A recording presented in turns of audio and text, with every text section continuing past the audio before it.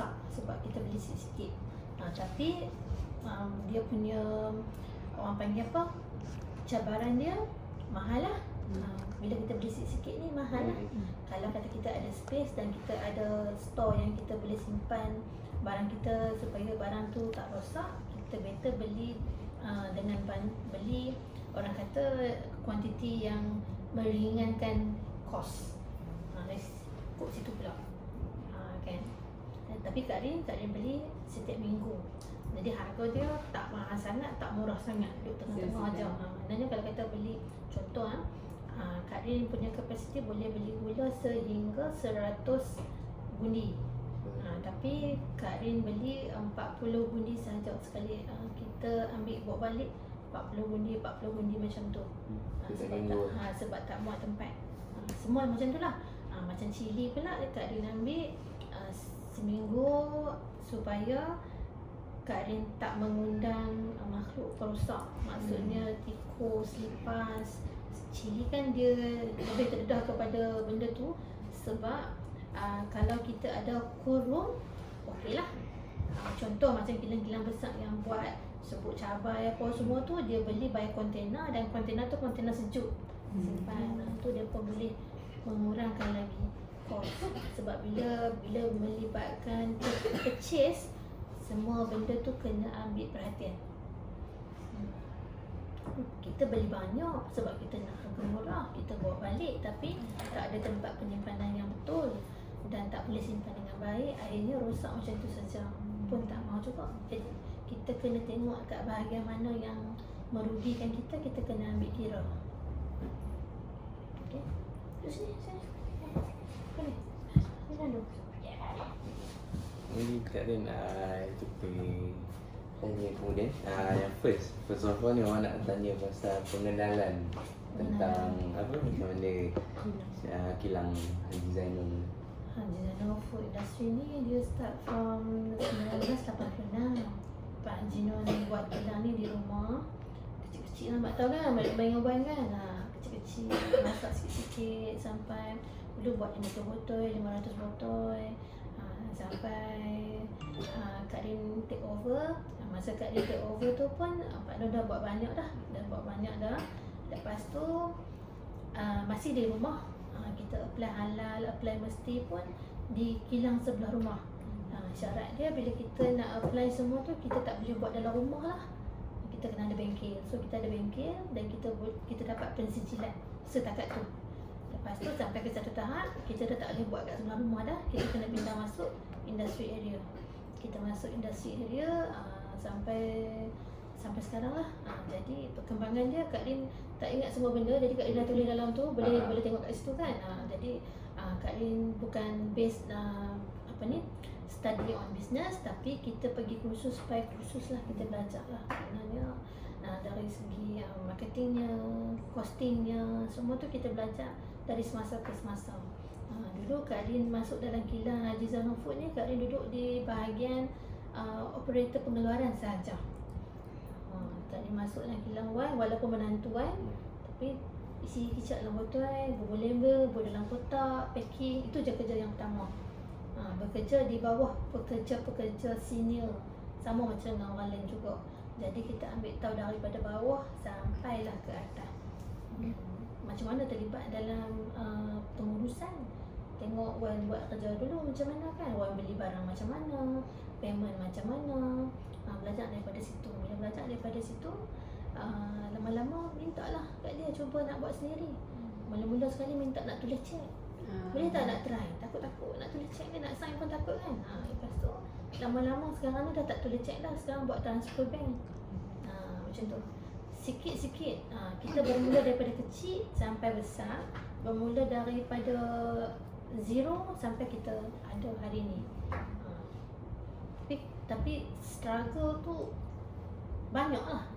Kita terantuk kat sini, kita repair kat sini, terantuk kat sini, repair kat sini. Banyak bahagian. Kalau nak cerita banyak sangat. Kena tanya apa yang yang Kak Rin boleh bantu, Kak Rin bantu. Hampa semua bahagian business management. Urusan lah. Urusan tu lebih kepada Kak Rin tanya pula. lebih kepada maksudnya ada pengurusan untuk buat bisnes, ataupun kalau boleh, sebab ada yang cakap kita boleh tukar kepada financial. Kalau siapa yang nak ada. And if kita orang masuk intern pun akan diserap masuk ke kilang yang kita orang intern tu lah. Okey. Maksudnya memang semua orang nak bekerja ataupun nak bisnes sendiri? Kerja dulu kot. Siapa nak jawab dulu? Semua belajar pengurusan business management kan? Memang langkah kaki pergi belajar business management tu berhasrat nak bisnes sendiri atau nak bekerja dengan orang? Bisnes dulu yang kerja dulu. Tapi memang ada hati nak bisnes sendiri lah. Sebenarnya tak susah pun, cuma tak susah kan? Mak tahu kan macam mana mak bisnes kan? Tak susah pun sebenarnya, cuma langkah pergerakan kita tu kita mau kepada aktif dengan kreatif saja. Yang penting sekali dalam bisnes mesti kena ada sales. Bila kita ada sales, kita kena manage. Simple saja. Kalau kita belajar on paper, yang kita belajar tu macam korah otak gila nak exam sebab nak lulus kan. Sebenarnya kita kena fokus, kita buat kelak produk, kita nak jual. Bila kita ada boleh jual, dapat income, macam mana kita nak manage? Daripada income tu kita nak manage kita punya account dengan pengurusan kita. Kalau kata account kita cantik, pengurusan kita tak cantik pun kita pening juga. Kalau pengurusan dah cantik dah, account tak cantik pun pening juga. Kenapa account tak cantik? Sebab tak dapat buat sales. Bila tak dapat buat sales, duit tak masuk. Bila duit tak masuk, tak boleh beli barang.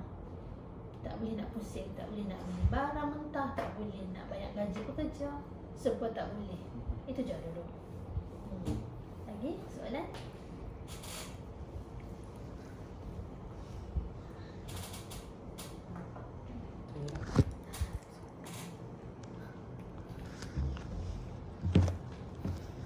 So kita orang just tanya apa yang dah tersedia di dalam yang tak apa kan.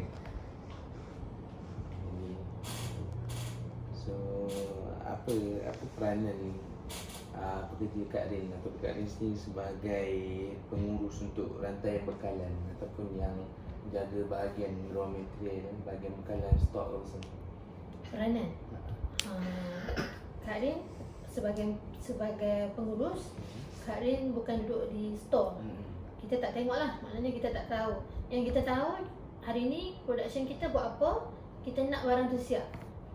Barang mentah tu balance dia banyak mana, staff kita punya peranan lah. Contohnya kita ada storekeeper, kita ada supervisor, kita ada seorang yang akan, macam Kak Din ada bahagian cook, dia akan update dekat message. Kita ada group kan, dia akan update hari ni ada gula, ada tepung, ada cili semua, dia akan update. Maknanya bila dia update tu Kak Rin yang purchase, maknanya purchaser tu Kak Rin, pengurus yang purchase. Kenapa Kak Rin yang purchase? Sebab Kak Rin tahu duit ada dalam account. Kita manage kan, kita yang bahagian pengurusan tu. Kita bukan company besar yang account department orang lain. Contoh bila account department orang lain, supervisor akan order dekat pengurus, bahagian beli ni, purchaser akan submit pula order tu dekat bahagian nak tengok pula. Kalau kata kilang besar tu dia tak tengok dah, maknanya dia order saja, bila sampai bill akaun bayar aja.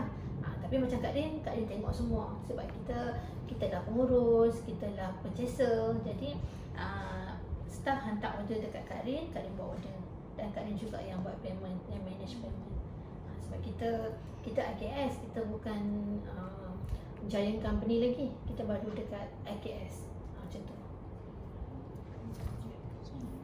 Jadi staff pun main peranan lah. Takkan bos nak tolong stok, kira stok okey, gula ada 3 guni lagi, okey, botol ada banyak ni lagi, okey, ni nak kena beli. Tak lah.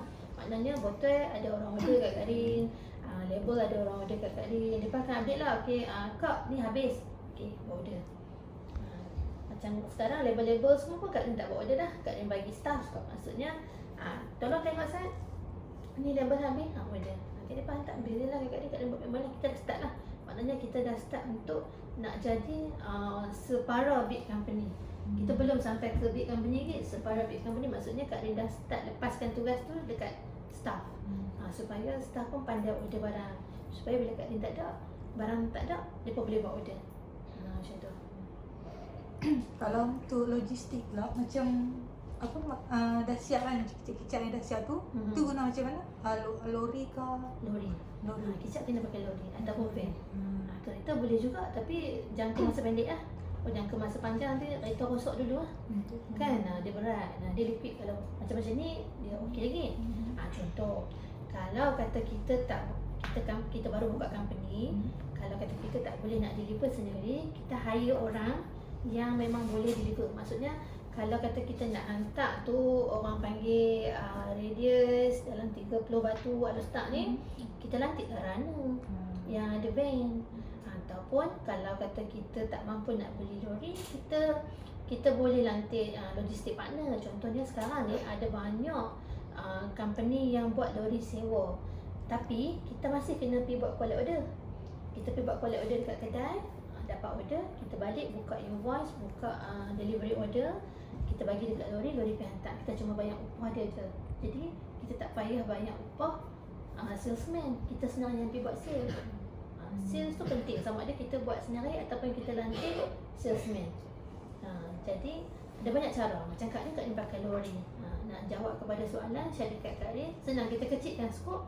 Syarikat Kak Rin pakai lori untuk hantar di utara sahaja, Kedah, Perlis, Pulau Pinang, Perak. Untuk luar pada kawasan utara kita pakai logistik partner. Maknanya Kak Rin akan sewa lori transport luar ataupun courier service. Tengok kepada kos. Kalau kata customer tu order sikit, Kak Rin dah tetapkan MOQ, minimum order quantity. Maksudnya kalau customer order 500 botol kicap ke atas, kita COD pakai logistik partner ataupun kita COD sendiri. Yang driver lori kita boleh hantar. Tapi kalau dia order 500 ke bawah, kita hantar pakai courier service.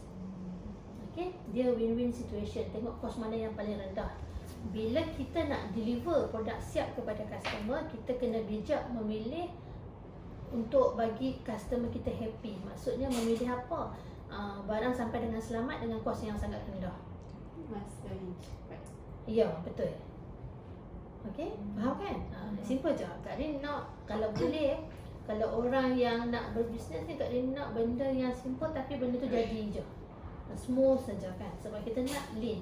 Sekarang ni kekangan dalam industri, kenaikan harga barang, kenaikan kos bahan mentah. Bila kenaikan kos bahan mentah berlaku, kita punya production tak lancar. Sebab apa tak lancar? Selagi barang ni habis, lagi duit tak cukup, tak boleh beli. Barang ni habis, duit tak cukup, tak boleh beli. Maksudnya macam tu. Kita kekangan. Sebab tu costing pun penting. 360 darjah untuk bisnes ni, kita tak boleh terlepas pandang dan tak boleh hilang fokus. Jadi macam cakap apa, macam ni kan kos naik. So macam mana company ni dia nak elok, nak survive. Company nak survive macam mana kan? Sebab benda ni berlaku secara betul-betul drastik ni. Macam mana Kak Rin manage hari ni. Sebab kalau dulu kita pernah berlaku inflasi kan. Bila berlaku inflasi, kita ada duit simpanan. Kita ada duit simpanan. Jadi kita boleh survive guna duit simpanan kita, dan kita boleh maintain balik, dan kita boleh buat saving balik. Itu salah satu cara. Yang hari ni punya kekangan, kita baru lepas COVID, kita punya duit simpanan habis langsung waktu PKP 2 tahun. Sebab apa? Tak ada sales. Kita kena bayar overhead, kita kena bayar sewa, kena bayar pekerja. Kita punya bill, utilities dengan maintenance semua jalan macam biasa. Tapi sales kita tak ada. Sales dia sangat luar biasa tak masuk. Bukan luar biasa yang main, luar biasa yang tak ada. Kak Rin loss 200,000 botol kicap per month. Tak ada sale langsung. Yang kita dapat setiap bulan, tapi waktu PKP tu tak ada langsung. Sebab apa? Orang tak boleh buat, kena berkahwin. Kedai wedding pun tak order sebab tak ada Tak ada lah, tak orang tak kahwin kan. Orang kahwin tapi tak boleh buat Tak boleh benda majlis. Okey, macam mana nak survive? Masa tu kita kena orang kata kalau kata ada duit simpanan sikit-sikit lagi korek habis lah. Ada barang-barang yang kita boleh gadaikan dulu, gadai dulu lah sebab nak bagi sihat syarikat kan. Masa tu kita berkompromi dengan staff. Maksudnya staff datang bahagi-bahagi, gaji pun kita tak boleh bayar penuh.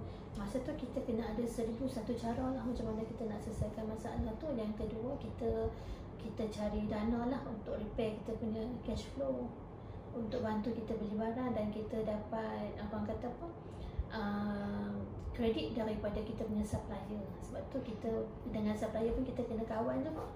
Sebab kalau kita tak kawan, kita tak ada duit, mereka pun tak mau bagi barang. Tapi oleh kerana kita company lama, kita boleh kredit lah. Kita kredit lah dengan supplier. Dan after PKP, sales dah pulih, kita buat saving balik lah. Kita buat saving balik dan kita try lah apply untuk dana-dana yang boleh membantu kita untuk kita grow after PKP. Tapi banyaklah agensi-agensi yang membantu. Maksudnya jangan putus harapan, sentiasa cari, sentiasa tanya. Bila dalam bisnes ni tak boleh nak duduk dan dia ambillah nak buat macam mana nikah, tak boleh macam tu. Jumpa kawan-kawan, bincang, tanya pandangan, mereka buat macam mana, apa buat macam mana, tanya kan. Kita lah, pakat-pakat lah masa tu. Okay. Lagi? Kalau soal stok macam barang mentah semua, kan contoh Kak Rin kata ambil seminggu-seminggu, kiranya macam mana Kak Rin order tu untuk pastikan barang tu sampai tepat waktu dia. Macam bila yang waktu yang memang Kak Rin perlukan barang tu untuk sampai. Kita ada jadual dah. Contoh kita dah biasa dengan kita punya supplier. Contohnya barang Kak Rin order hari Rabu, kita bajet barang tu sampai hari Sabtu untuk guna hari Ahad. Macam gula, selalunya Kak Rin akan buat order hari Rabu, gula mai hari Khamis. Gula, cili, bawang semua macam tu. Order hari Rabu dan mai hari Khamis. Macam tepung, asid semua, dia akan mai setiap minggu pada hari Selasa. Maknanya Kak Rin taruh van turun hari Selasa, Kak Rin kena buat order sebelum tu lah. Mesti 2-3 hari sebelum tu. Contohnya bahagian packaging part, Kak Rin kena order awal 14 hari untuk kilang prepare printing untuk kita. Macam tu, kita kena setting lah. Dia macam mana nak setting benda tu? Masa kita deal dengan supplier tu, contohnya kita buat label, kita kena tanya dia, label ni kalau saya print dekat awak ambil masa berapa lama nak siap?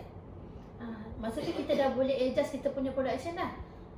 Label nak habis, tolong bagi tahu agak kata maintain label tu boleh pakai lagi sebulan. Sebab label ambil masa 14 hari nak siap. Kira kata sebelum label tu habis, label baru dah sampai. Okey? Macam mana? Siapa dah? Kalau macam kalau barang-barang yang orang dah beli, kalau kata ada defect ke apa kan, so return balik. Yang dah return tu dia nak buang ke atau buat baru balik? Okey, selalunya barang makanan, dia kita nak keluar tu kita ada quality control dah. Maknanya QC dah check dah barang tu mesti elok keluar. Tapi apa yang berlaku bila sampai kat kedai, contoh bila Kak Rin buat kicap, buat sos, botol kemik, label koyak, bila bawa balik, bila kita dah keluar pergi jual kat kedai, bila salesman kita pergi buat sale and service, dia akan collect balik barang yang tak elok. Kalau label koyak, kita ganti label lah. Kita ganti label, cuci-cuci ganti label. Tapi kalau expired, kita buang lah. Expired dia kita tak boleh jual balik lah. Kalau botol kemik pun kita buka balik. Maknanya tak boleh guna botol yang sama, masih kena buang. Tapi sebenarnya benda tu akan waste lah sebab selalunya isi dalam tak mahal, packaging part yang mahal. Jadi kita kena buat satu keputusan, barang tu tak rosak, kita nak jual macam mana, nak bagi dapat balik modal kita. Macam contohnya macam ni, dah ready to keluar. Bila dah keluar, alamak kemik pula kan, kotak koyak pula kan, balik ganti kotak baru, bagilah macam tu. Yang penting customer kita boleh jual. Tapi kita kena ada sedikit cost fluctuation supaya kita ada orang kata apa, kos kita yang return back yang kita buat ni ada ganti rugi dia dalam tu. Dalam costing kita untuk siapkan satu produk mesti ada contohnya 2% ke 1% ke 2% ke untuk execution cost. Maknanya dah tambah dalam costing sebelum kita jual dekat kita punya distributor.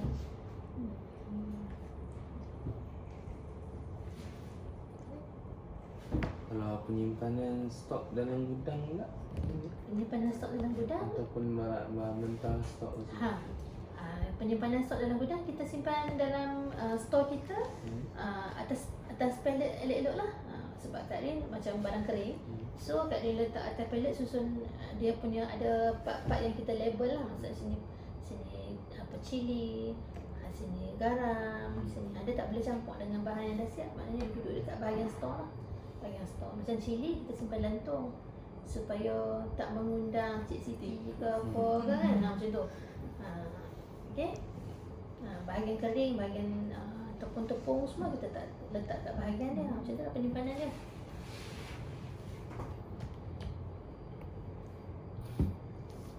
Company guna cara apa untuk kenalkan jenama Pickup ni?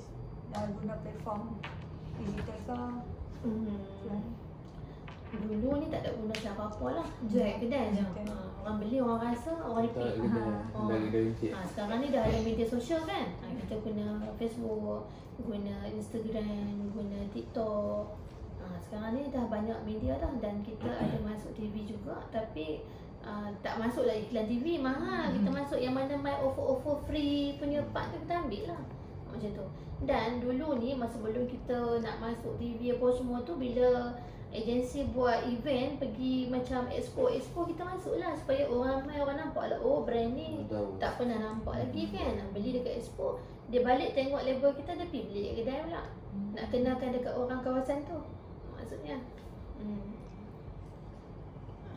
Apa kawalan keselamatan yang gudang guna? Kawalan keselamatan yang gudang guna,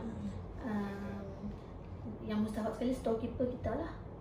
Storekeeper kita, dan kita dia sentiasa update lah. Contohnya ni untuk company besar lah, macam company Kak Rin tak ada lah kawalan keselamatan sangat sebab kita bilang kecil dan barang kita tak banyak.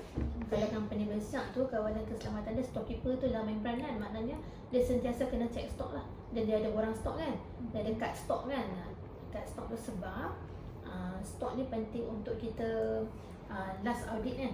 Setiap dia tengok company juga, dia audit per month ke per year tu dia kena ada balance stock kan. Jadi kawalan keselamatan tu, kalau kata store tu, storekeeper kena pastikan barang kita selamat kat dalam store lah. Saya nak cakap kawalan keselamatan tu, dia ada banyak kawalan keselamatan. Maksudnya kawalan keselamatan selamat untuk kita guna pakai barang tu, dan barang kita tak tercemar untuk barang makanan. Yang keselamatan yang kedua, barang kita tak hilang lah dan tak dicuri lah. Itu je. So untuk produk Kak Rin, dalam satu masa tu berapa banyak produk yang boleh muatkan untuk dalam gudang Kak Rin tu? Satu-satu masa. Satu-satu masa. Tapi ikut atas order yang datang. Kita macam ni sebab kita in out terus. Maksudnya satu production Kak Rin masak satu periuk tu 1.2 tan.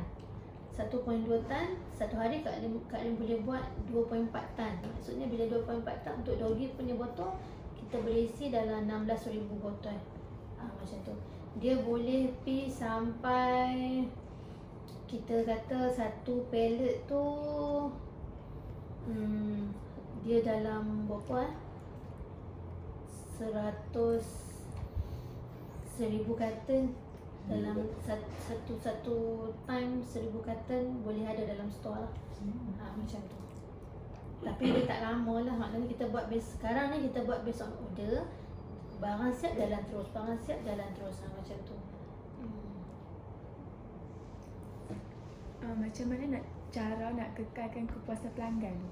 Kepuasan pelanggan, Kak Rin maintain yang paling penting sekali Kak Rin maintain yang tak pernah ubah, cita rasa. Cita rasa dia Pak Jino buat daripada dulu sampai kelar macam tu je. Maksudnya bila kita nak ubah bahan mentah, kita kena pastikan rasa kita tak berubah. Itu kepuasan pelanggan. Contoh, kalau pelanggan dah start komplain lah, label kicap Haji tak cantik lah, dah lama sangat dah pakai label tu kan, tak merasa nak ubah label kan, kita tak akan tengok kepada seorang, kita akan tengok kepada komplain yang ramai. Maksudnya contoh pernah satu ketika Kak Rin dengar orang kata sos cili Haji pedas lah, contoh lepas tu satu, lepas tu duduk tak duduk dengar lagi bunyi. Maksudnya ataupun dia bagi feedback kat kita punya Shopee ke, kita punya Facebook ke, saya pernah beli sos ni pedas lah, okey. Lepas tu bila kita pergi kedai, toki kedai pun maklum dekat kita, customer dia mai beli, dia habaq kata sos hampa pedas lah. Masa tu kita balik, kita kena buat perubahan. Maknanya dah seorang bercakap tak apa lagi, dah sampai ramai yang bercakap, kita kena buat perubahan. Maknanya customer kurang berpuas hati dengan kita punya produk. Okey? Tapi hati kena kental, orang komplain kena terima. Kan kita buat makanan macam tu.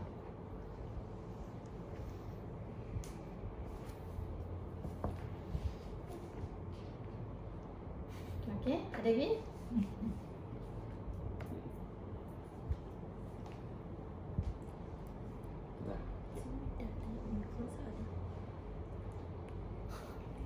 Apa KPTN dia mana? Tak ada. Syarikat ni ada tak kerjasama dengan JNT ke ataupun Pus Laju? Ada, mesti kena. Harus. Seharusnya. Kau register dengan JNT Cargo. JNT Cargo. Dan kita ada transport luar jugalah, personal syarikat transport yang kita ambil lori untuk hantar barang kan, untuk tumpang barang tu kita buat juga. Ada juga.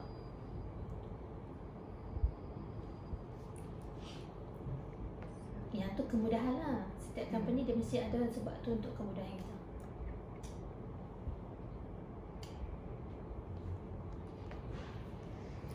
Selain guna pengangkutan darat kan, ada guna macam pengangkutan laut ataupun pengangkutan udara?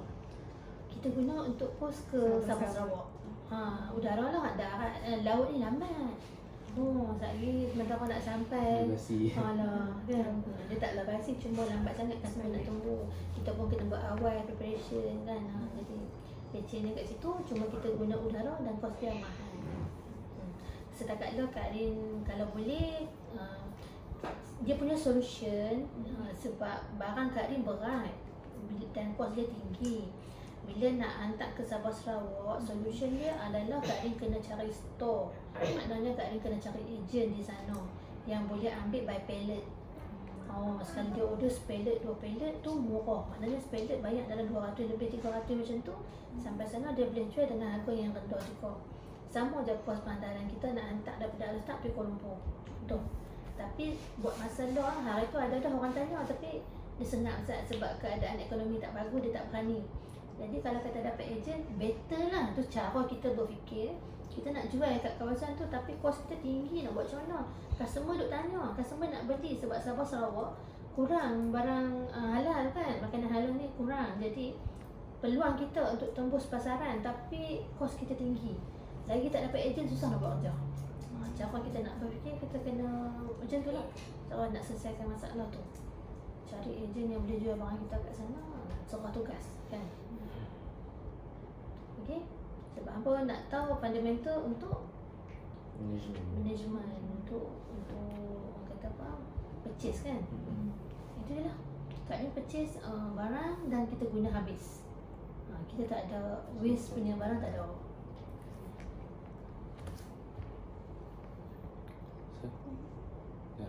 Lagi?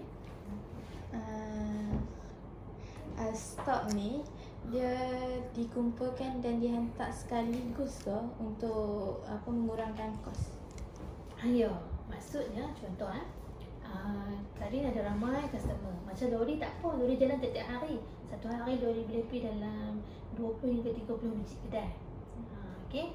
Kalau kata hari ni ada kedai di Perak telefon, puan boleh hantar kicap tak? Kicap habis. Kita tengok-tengok kat kita punya sistem, kedai ni order sekali dia order 2 kotak je. Takkan kita nak start kereta daripada dah start nak pergi perak kerana 2 kotak kicap. Tak boleh kan. Di situ kita check lah jadual kita. Oh okey, boleh puan, tapi saya tunggu hari Rabu boleh tak? Hari Rabu lori saya pergi perak. Nampak tak? Rabu lori pergi perak, puan ambil barang hari Rabu boleh? Boleh. Okey, kita kena bincang. Contoh di KL Kak Rin ada stokis ada 6. Ada 6 stokis di KL. Kalau stokis yang pertama order 200 karton, Kak Rin nak pergi dengan 200 karton tu, alah sekali nak bayar lori 1,200 200 karton saja nak bayar lori 1,200 kan. Lori nak pergi hantar barang tu. Dia kira trip kan, satu trip berjalan turun pergi. Ish, tak pandai lah. Kumpul lah 3 stokis sekali jalan 600 karton. Padahal lah nak bayar 1,200 tu. Nampak tak? Dia kena macam tu lah. Jadi kumpul banyak supaya kos kita kuih rendah. Kalau kita nak, kalau urgent gila dah nak pergi dah kan, kita jangan pergi. Abang kat dekat customer, boleh tak saya post? Saya nak pergi tak padan. Minyak kereta kita nak start kereta pergi confirm RM50 dia nak ambil. Kalau kicap 2 kotak baru RM40 je, tak padan yang minyak RM50 nak pergi tu. Kena fikir macam tu lah.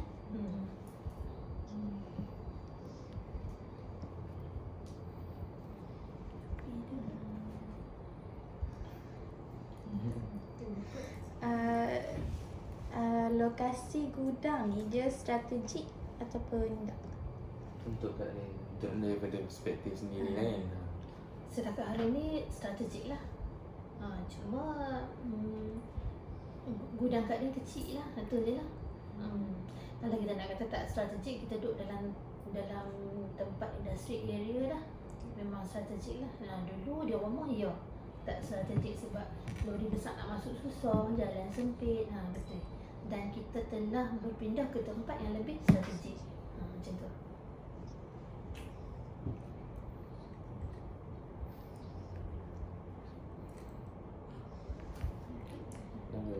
Jawapan Kak Rin semua apa? Jawab habis semua soalan.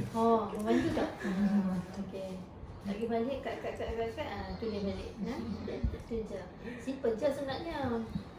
Untuk company kecil lah. Company besar Kak Rin tak tahu lah. Kak Rin tak besar lagi. Besar tu.